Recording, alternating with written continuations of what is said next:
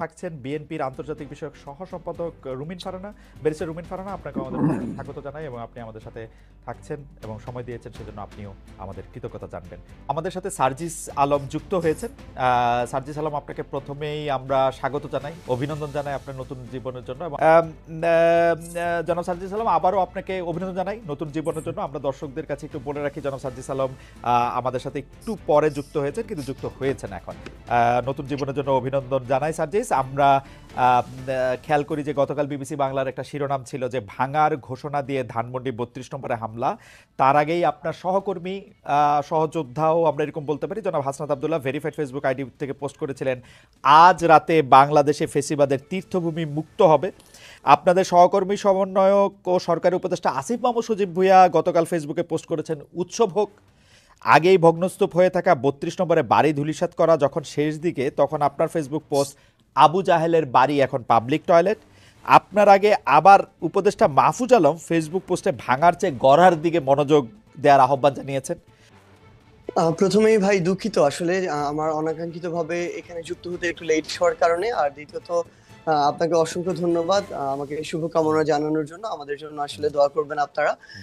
আমি যদি বলি আমাদের জায়গা থেকে, যে এক্ষেত্রে বৈষম্য বিরোধী ছাত্র আন্দোলন কিংবা জাতীয় নাগরিক কমিটি তাদের জায়গা থেকে যে স্পেসিফিক এই বিষয়ে একটা কোনো অফিসিয়াল স্টেটমেন্ট ছিল বা কোনো একটা অবস্থান ছিল, ব্যাপারটি এরকম ছিল না। ব্যাপারটি ছিল এই যে তীব্র একটা ক্ষোভ। ভাই যে কথাটি বলেছেন সেই জায়গায় আমি সম্পূর্ণ একমত। এই বিষয়গুলো শুধু এটা নয়, আরো এরকম অনেক তীর্থভূমি রয়েছে আসলে, যেগুলো যে চূড়ান্ত যে আমাদের এই পুরো বাংলাদেশের মানুষের যে ক্ষোভ বা এই বহিঃপ্রকাশ, এটা আসলে 5ই অগস্ট কিংবা 6 অগস্ট ওই সময়ে হওয়ার কথা ছিল, হওয়া উচিত ছিল। এটা আসলে অনেক দেরি হয়ে গিয়েছে। কিন্তু আমাদের জায়গা থেকে যদি আমরা বলি, গতকালকে আমরা যেটা দেখেছি, ঘটনাটা এই সময় এসে এভাবে হয়তো প্রত্যাশিত ছিল না। কিন্তু সবচেয়ে বড় কথা হচ্ছে এটা এক সময় না এক সময় প্রকাশিত হওয়ারই কথা ছিল। এবং এক্ষেত্রে সবচেয়ে বেশি আমার মনে হয় যে প্রভাবিত করেছে খুনি হাসিনা। যে প্রভাবিত তিনি ওই 15-16 জুলাই করেছিলেন, ওই গণভবনে বসে প্রেস কনফারেন্স করে, সেই প্রভাবিত তিনি এখন করছেন ভারতে বসে। তিনি যখন এখনো তার জায়গা থেকে এমন টোনে কথা বলেন, যে এই টোনে তিনি কথা বলেছিলেন ওই জুলাইয়ের আগে, তিনি যখন এখনো তার ভিতরে বিন্দুমাত্র কোনো অনুসূচনা দেখা যায় না, কিংবা তার যে কথা বা এই যে এতগুলো খুন করেছে সেগুলোর জন্য যে দায় নেওয়ার যে বিন্দুমাত্র মানসিকতা, সেটাকে বিন্দুমাত্র অ্যাড্রেস না করে, বরং যারা এই অভ্যুত্থানের সাথে সরাসরি সম্পৃক্ত তাদেরকে প্রত্যক্ষ এবং পরোক্ষভাবে বিভিন্ন রকম আবার ওই ট্যাগ দিয়ে যখন উপস্থাপন করার চেষ্টাটা করা হয়, এই যে এতগুলো মানুষকে খুন করা হয়েছে তার নির্দেশে, সেগুলোর জন্য বিন্দুমাত্র তার জায়গা থেকে সহানুভূতি না দেখিয়ে, বরং তার ওই পূর্বের ইতিহাস দিয়ে যে সিম্পেথি নেয়ার যে তার একটি প্রক্রিয়া সবসময় তার ভিতরে দেখা গিয়েছে, সেটা যখন তিনি আবারও করেন, তখন মানুষের ভিতরে একটা ক্ষোভ তৈরি হয়। এত বড় একটি হত্যাযজ্ঞ ঘটানোর পরে তিনি যখন নতুন করে আবার ছাত্র সমাজের উদ্দেশ্যে এসে বক্তব্য দিতে চান, তখন মানুষের ভিতরে এই ক্ষোভটা সামগ্রিকভাবে তৈরি হয়। আপনি গতকালকে ওই ভিডিওগুলোতে দেখবেন, এখানে কিন্তু কোনো নির্দিষ্ট শ্রেণীর বা পেশার মানুষের কিংবা নির্দিষ্ট কোনো প্ল্যাটফর্মের মানুষের রিপ্রেজেন্টেশন ছিল না। সকলে এই জায়গায় ঐক্যবদ্ধ হয়েছিল যে এই বিষয়টিতে তাদের অবস্থানের ক্ষেত্রে। সার্জিস আলম, আমার কয়েকটা প্রশ্ন আছে। আপনি কি কালকে শেখ হাসিনার বক্তব্য শুনছেন? আমি তার বক্তব্যের আংশিক শুনেছি, যে আংশিক ক্লিপগুলো আমরা মানে কেন কেন কেন আমি একদমই একাডেমিক জানতেছি, কেন শুনছেন? যেমন আমার কোনো শোনার দরকার হয় নাই, আমিও শুনি নাই ভাই, আমার শোনার কোনো দরকারই হয় না, আপনি শুনছেন কেন? তাহলে আমি একটু জানতে চাই। না না, প্রথম কথা হচ্ছে যে খুব স্বাভাবিকভাবে আপনি দেখবেন সোশ্যাল মিডিয়ায় যে কোনো বক্তব্যের ইন্টারেস্টিং পার্ট গুলো ক্লিপ আকারে ছোট ছোট 30 সেকেন্ড 1 মিনিটের ক্লিপ আকারে সামনে চলে আসে। এরকম একটি ক্লিপ সামনে চলে এসেছিল, যেই জায়গায় ওই ক্লিপটি বিভিন্ন জায়গায় এসেছে, যেই ক্লিপটি আসলে এরকম করে রিপ্রেজেন্ট করছিল যে তিনি আবার ওই আগের, আজকে থেকে 6-8 মাস আগে যে কথাগুলো বলে তিনি 16 বছর কাটিয়েছিলেন, সেম সিম্প্যাথি নেয়ার কথাগুলো তিনি আজকেও দাঁড়িয়ে বলছেন। এবং আপনার কাছে কি সিম্প্যাথি, মানে আপনি কি সিম্প্যাথি, উনার জন্য সিম্প্যাথি পাইছিলেন আপনি? মানে উনার জন্য সিম্প্যাথি হয়েছিল উনার বক্তব্য শুনে? ভাই সবচেয়ে বড় কথা হচ্ছে কি, মানে এই যে মানে আমি কেন এই প্রশ্ন করতেছি, যে আমার কাছে মনে হয় গত 15 বছর ধরে শেখ হাসিনা বাংলাদেশ শাসন করছেন। এর মধ্যে গত 10 বছর ধরে, বিশেষ করে 2014 সালের পর থেকে উনি যতবার যত জায়গায় বক্তৃতা দিচ্ছেন, সেটা জোর করেই দিচ্ছেন। জোর করে দিচ্ছেন বলতে তিনি যেন প্রধানমন্ত্রী, বিডিভিতে ছিলেন, ইয়াতে ছিলেন, জোর করে দিচ্ছেন, আমাদের জোর করে শুনতে হয়েছে। এখন তো এটা আমাদের জোর করে শোনার বিষয় না। এবং উনার কি সেই প্রভাব, সেই ইনফ্লুয়েন্স, মানে শতভাগের এক ভাগও আছে যে আমরা ওইটার প্রতিক্রিয়ায় গিয়ে আরেকটা কাজ করে আসতে হবে? আপনার কাছে কি মনে হয় জনাব সার্জিস? না দেখুন, সবচেয়ে বড় কথা হচ্ছে যে আমরা আমাদের জায়গা থেকে, মানে কেউ এটা ব্যক্তিগত জায়গা থেকে গিয়ে এই বিষয়টি করেছে এরকম না। মানুষ হয়তো বা মানুষের ভিতর আমার মনে হয় এখন এই বিষয়টি কাজ করছে যে আমাদের আসলে যেই কাজগুলো 5ই অগাস্ট বা ওই সময়টাতে করা দরকার ছিল, যেগুলো এখন আমাদের জায়গা থেকে বাকি রয়ে গিয়েছে, মানুষের এই ক্ষোভটা সামগ্রিকভাবে শুধুমাত্র ওই হাসিনা বক্তব্য দিচ্ছে এই জন্য তৈরি হচ্ছে, ব্যাপারটা এরকম না। এই ক্ষোভের কিছু অংশ আমি যদি বলি একদম ফ্র্যাঙ্কলি অন্তর্বর্তীকালীন সরকারের উপরেও আছে। এই অন্তর্বর্তীকালীন সরকার তাদের জায়গা থেকে এই খুনি যারা ছিল, যারা সরাসরি এই খুনগুলোর সাথে জড়িত, ছাত্রলীগ, আওয়ামী লীগ, যুবলীগের ক্যাডাররা বা কিছু কিছু পুলিশ সদস্য, যাদেরকে আসলে গ্রেফতার করে বিচারের আওতায় আনার কথা ছিল, দৃশ্যমান এরকম একটা বিচার আমাদের দেখার কথা ছিল, সেটি যখন দেখছে না মানুষের ভিতরে একটা ক্ষোভের উদ্গীরণ হচ্ছে, যখন দেখছে ছাত্রলীগ, যুবলীগ, আওয়ামী লীগের ওই সদস্যরাই বিভিন্ন ভাবে বিভিন্ন দলের সাথে এখন যুক্ত হচ্ছে এবং আশ্রয় প্রশ্রয়ে তাদের চোখের সামনে দিয়ে হাঁটছে, তখন এই মানুষগুলোর ভিতরে আরেকটা ক্ষোভ তৈরি হচ্ছে। তখন এই মানুষগুলো সামগ্রিক ক্ষোভের একটি, আমার মনে হয় নতুন এখানে একটা ওকেশন পেয়েছিল, যে ওকেশনে গিয়ে অ্যাটেন্ড করে নিজের এই ক্ষোভটির উদ্গীরণ করেছে। এইটা কি এরকম হইতে পারে জনাব সার্জিস আলম? ধরেন শেখ হাসিনার উপরে তো আপনার কন্ট্রোল নাই, আমারও কন্ট্রোল নাই। শেখ হাসিনা আরেকটা বক্তৃতা দিল, তারপরে গিয়ে কোন বাড়িটা ভাঙবেন? না দেখুন, এখানে শেখ হাসিনা অসংখ্য বক্তৃতা দিক আর একটা বক্তৃতা দিক, সেটা ফ্যাক্ট না। তবে মানুষের ভিতরে এই যে ক্ষোভ, যেই ক্ষোভটা আসলে মানুষের একটা ভিতরে 5ই অগস্টের পরে, যে কথাটি গতকালকে আমরা দেখলাম যে আমাদের উপদেষ্টা মাহফুজ ভাই যিনি রয়েছে তিনি বলেছিলেন যে মানুষ ভাঙাটা এক পাশে রেখে গড়ার দিকে মনোযোগ দিচ্ছিলেন, কিন্তু মানুষ যখন দেখছিলেন তার যেটুকু ন্যূনতম চাওয়া, ওই চাওয়াটুকু বিচারের ক্ষেত্রে হোক বা অন্যান্য পলিটিক্যাল স্পেয়ারে হোক, যেটা মানুষ এক্সপেক্ট করে, ওইটুকু যখন প্রত্যাশিত অনুযায়ী পাচ্ছে না, তখন মানুষের এই ক্ষোভের উদ্গীরণটা বিভিন্ন কারণে হচ্ছে এবং ঘটছে।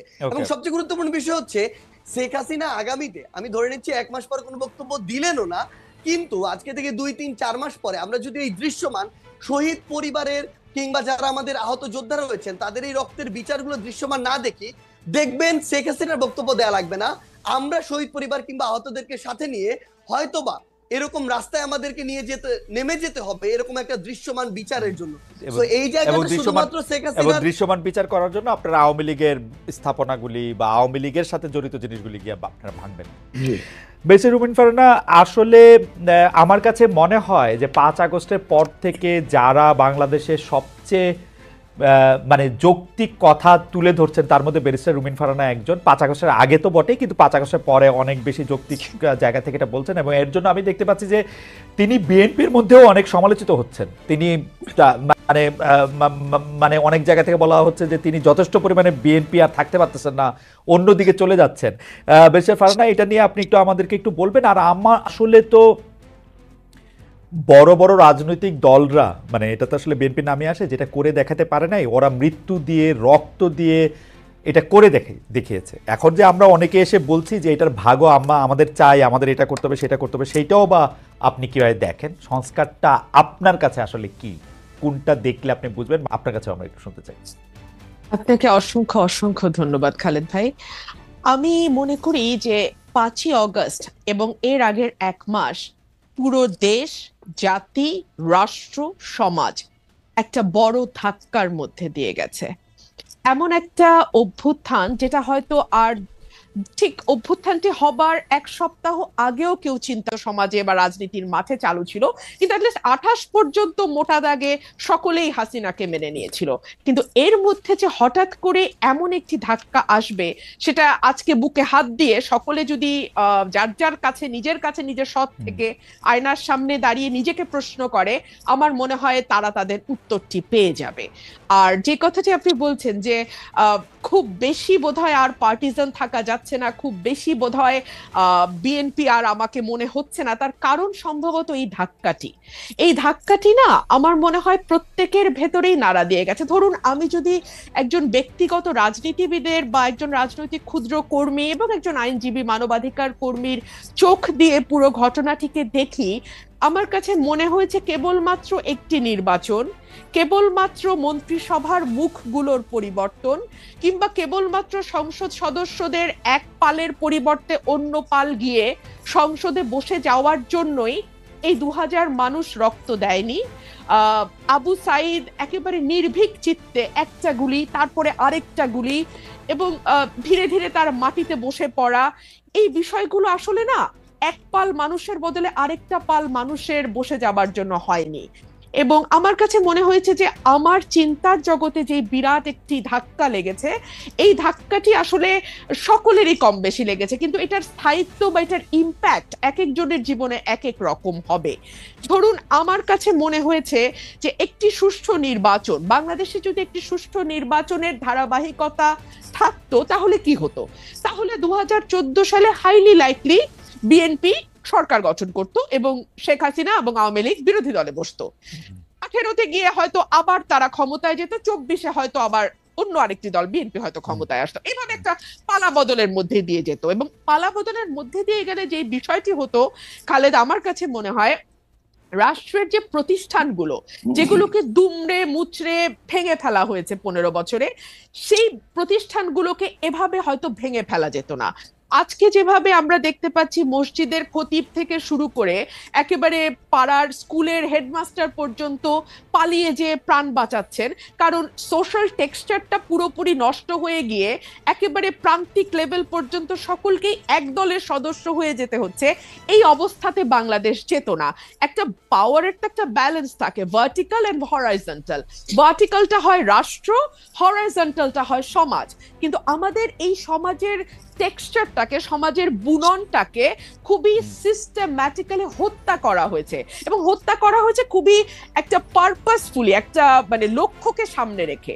লক্ষ্যটা হচ্ছে আমাকে যে কোনো মূল্যে ক্ষমতায় থাকতে হবে।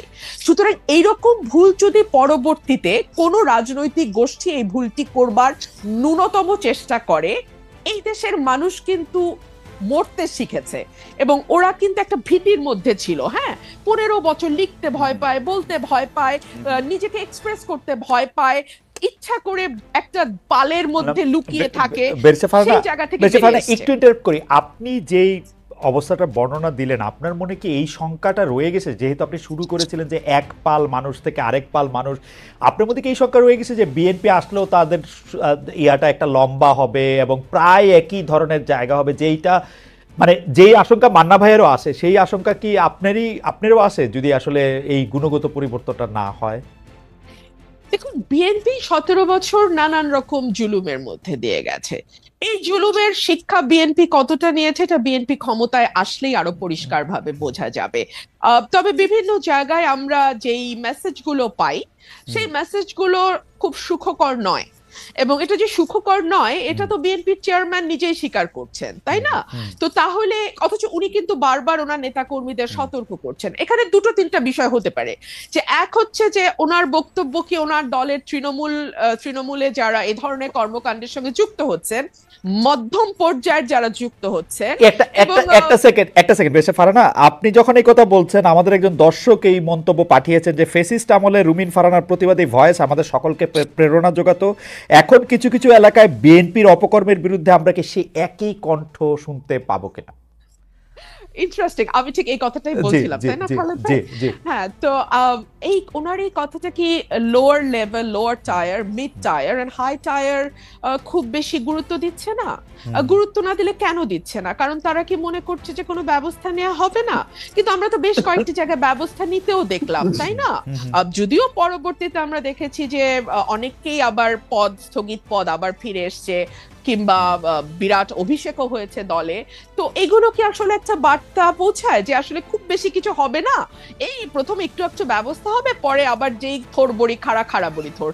তো এই কথাগুলো বলবার একজন রাজনৈতিক কর্মী হিসেবে আমার বাংলাদেশে বসে একটু কিছু টোল আছে ডেফিনেটলি, তাই না?